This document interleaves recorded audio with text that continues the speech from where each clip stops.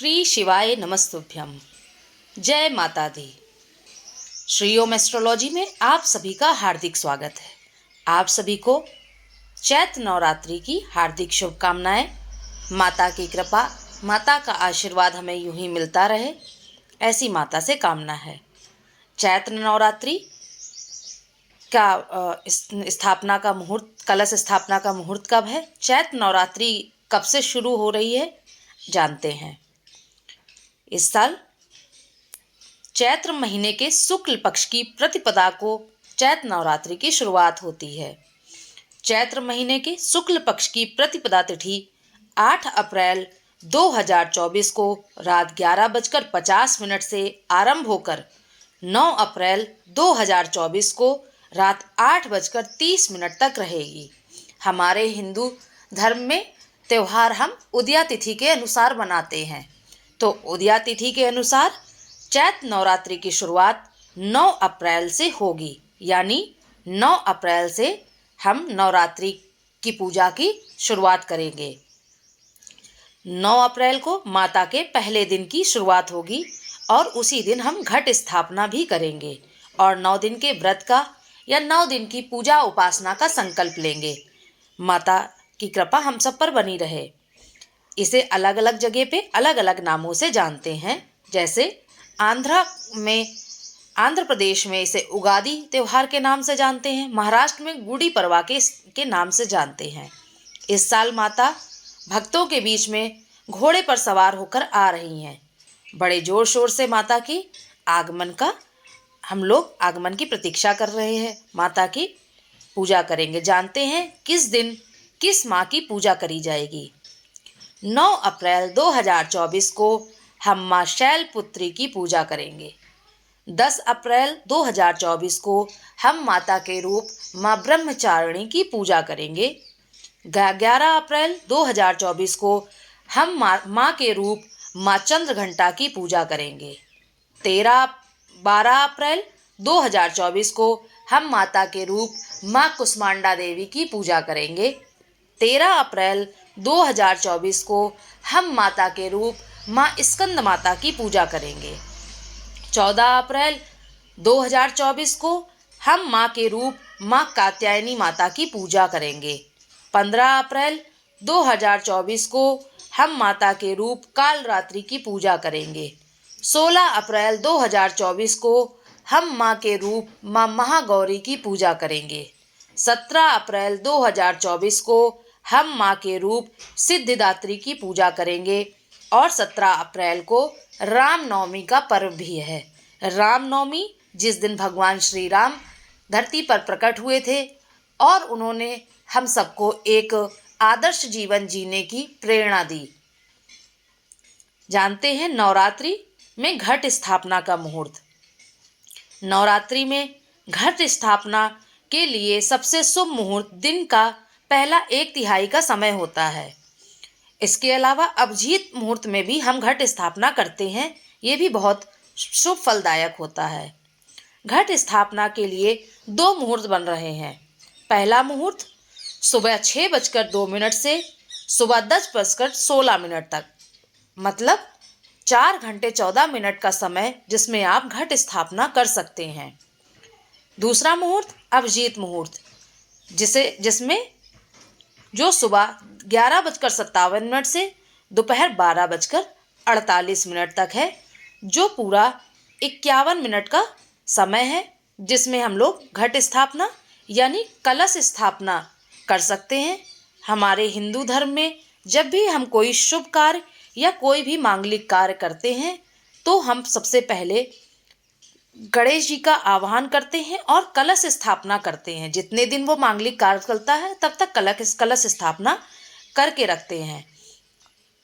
मान्यता है कि कलश जिसमें कलश को मानता है, कलश स्थापना करने से जो भी विघ्न बाधाएं हैं वो दूर हो जाती हैं। कलश स्थापना करने के लिए पूजा स्थान को सबसे पहले साफ कर लेना चाहिए और कलश को 5 प्रकार के पत्तों से सजाया जाता है, जिसमें हल्दी की गांठ, सुपारी, दुर्वा आदि रखा जाता है। कलश को स्थापित करने के लिए नीचे एक वेदी बनाई जाती है। ये वेदी मतलब आप चौक पूर सकते हैं, जैसे कि आटा से हम लोग चौक पूरते हैं, चावल से पूरते हैं, बालू की वेदी बनाते हैं। वेदी बनाई जाती है और उसमें जौ बोए जाते हैं। वेदी में जौ बोने की परंपरा या जौ बोने की मान्यता है कि जितना अधिक जौ बोते हैं, जितना अधिक जौ उगता है, माँ अन्नपूर्णा उतना अधिक खुश हो जाती हैं। फिर उस स्थान पर माँ की फोटो या मूर्ति को स्थापित करते हैं। माँ से हम सौभाग्य की कामना करते हैं। माँ से हम सुहाग की कामना करते हुए माता को रोली, चंदन, सिंदूर आदि लगाते हैं, माला चढ़ाते हैं, फूल चढ़ाते हैं, माता को चुनरी, साड़ी, आभूषण और सुहाग का सामान, जिससे माता हमारे सुहाग, हमें अखंड सौभाग्यवती होने का वरदान दे करते हैं। और एक अखंड दीप जलाया जाता है, जिसे हम पहले दिन से जलाकर 9 दिन तक जलाते हैं। कलश के बाद हम गणेश जी की, दुर्गा जी की, सभी देवी देवताओं की आरती करते हैं। माता में श्रद्धा और मन वांछित फल के लिए बहुत सारे लोग पूरे 9 दिन का भी उपवास करते हैं। बहुत सारे लोग 9 दिन का उपवास नहीं कर पाते हैं, बट पूजा हम 9 दिन की पूरी करते हैं। और नवमी के दिन माता का हवन आदि करके, माता के समक्ष हवन करके 9 कन्याओं को, जिन्हें हम माता के 9 स्वरूप मानते हैं, उन्हें हम कन्या भोज कराते हैं। श्रद्धा से कन्या भोज कराएं, उनको दक्षिणा आदि देकर प्रसन्न कर उन्हें अपने घर से विदा करें। चैत्र नवरात्रि में लोग लगातार 9 दिन तक देवी की पूजा और उपवास करते हैं और 10वें दिन कन्या पूजन के पश्चात व्रत खोलते हैं। इससे माता अधिक प्रसन्न होती हैं। और कलश स्थापना क्यों करते हैं, ये समझते हैं।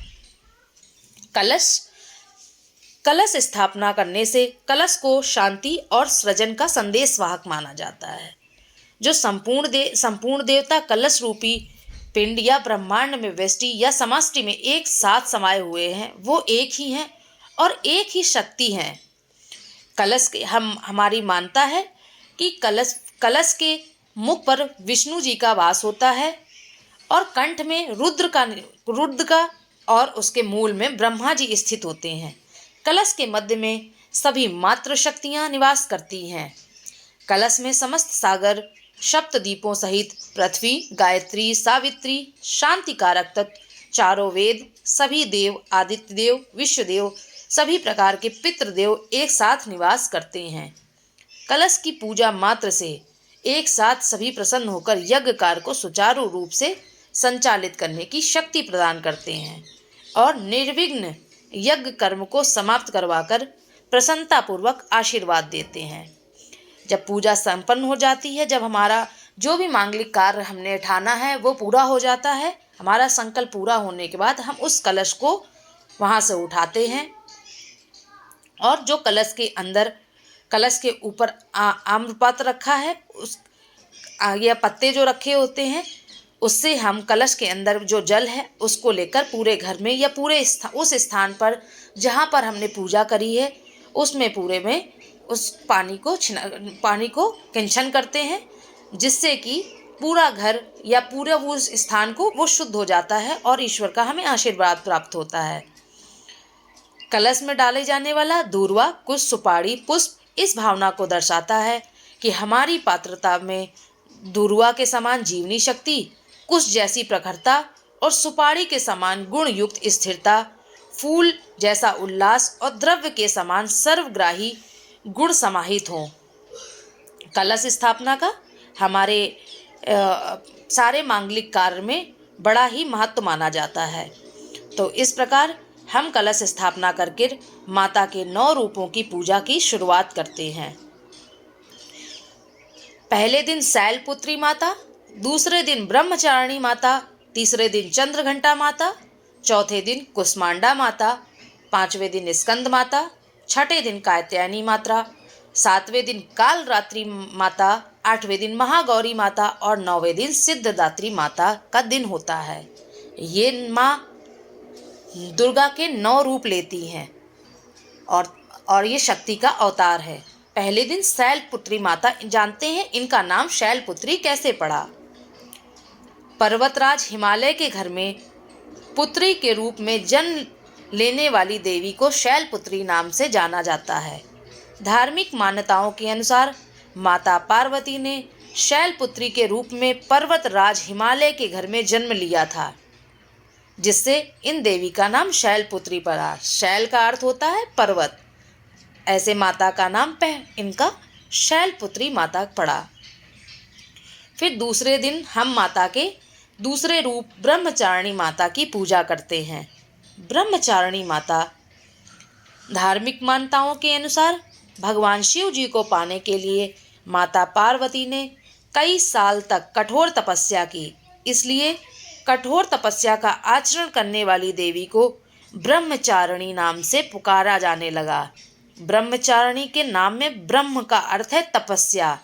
इन्होंने शिव जी को पाने के लिए बहुत कठिन तपस्या की थी, इसलिए माँ दुर्गा के इस रूप को हम ब्रह्मचारिणी देवी के नाम से जानते हैं। तीसरे दिन हम माता के रूप माँ चंद्रघंटा की पूजा करते हैं। माता चंद्रघंटा के मस्तक पर चंद्रमा अर्ध चंद्रमा के आकार के रूप में तिलक विराजमान है। इसी कारण देवी के इस रूप को हम चंद्रघंटा के रूप के नाम से इनकी पूजा अर्चना करते हैं। बोलो माता चंद्रघंटा की जय। चौथे दिन हम माता कुष्मांडा देवी की पूजा करते हैं। कुष्मांडा देवी माँ का चौथा रूप। देवी में ब्रह्मांड को उत्पन्न करने की शक्ति मौजूद होती है।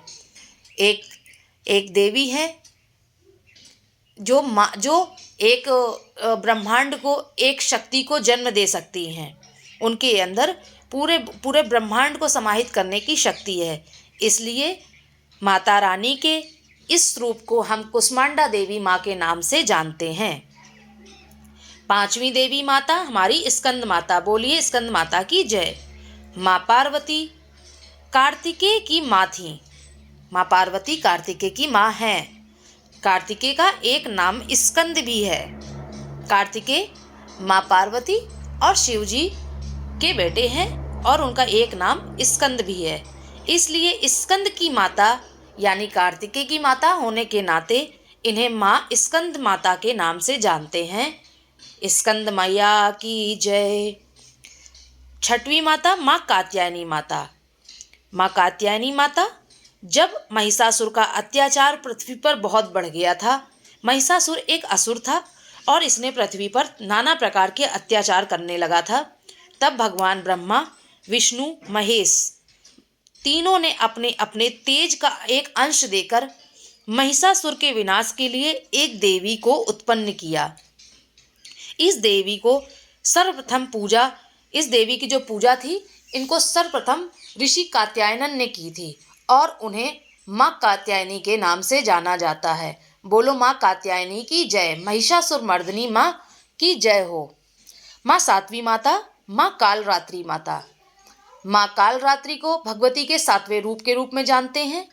काल यानी संकट, संकट को हरने वाली माता को हम माँ कालरात्रि कहते हैं। माँ कालरात्रि का स्वरूप देखने में अत्यंत भयानक होता है, लेकिन ये सदैव शुभ फल देती हैं, राक्षसों का वध करती हैं और साधु जन की रक्षा करती हैं। माता के इस रूप के पूजन से सभी प्रकार के संकटों का नाश होता है। माँ आपके जीवन में आने वाले सभी प्रकार के संकट, सभी प्रकार के दुख को हर लेती हैं। बोलो माँ कालरात्रि की जय। माता के आठवें रूप माँ गौरी की। महागौरी, भगवान शिव जी की अर्धांगिनी बनने के लिए माता गौरी ने वर्षों तक तप किया और उनका शरीर काला पड़ गया। बाद में महादेव ने उनके तप से प्रसन्न होकर उन्हें स्वीकार किया और उसके बाद भोलेनाथ ने माता गौरी को गंगा जी के पवित्र जल से स्नान कराया। माँ गंगा के पवित्र जल से स्नान करने के बाद माता का शरीर अद्भुत गोरा और अद्भुत कांतिमान हो गया, जिसके बाद उनका नाम महागौरी पड़ा। माता के नौवें स्वरूप माँ सिद्धिदात्री की। माता का नौवां स्वरूप सिद्धिदात्री है। यह भक्तों की मनोकामनाएं पूरा करता है, इसी कारण इन्हें सिद्धिदात्री कहते हैं। मान्यता है कि माता के इस स्वरूप की पूजा करने से सभी देवियों की उपासना करने से आपके सभी काम सिद्ध होते हैं और माता के 9 रूप में 9 दिन पूजा करने से आपके सभी कार्य सिद्ध होंगे। बोलिए दुर्गा मैया की जय, माता रानी की जय। माता रानी की कृपा हम सब पर यूं ही बनी रहे, माँ का आशीर्वाद यूं ही बना रहे। सर्व मंगल मांगल्ये शिवे सर्वार्थ साधिके, शरण्ये त्र्यंबके गौरी नारायणी नमस्तुते। या देवी सर्वभूतेषु शक्ति रूपेण संस्था, नमस्तस्यै नमस्तस्यै नमस्तस्यै नमो नमः। बोलो माता रानी की जय।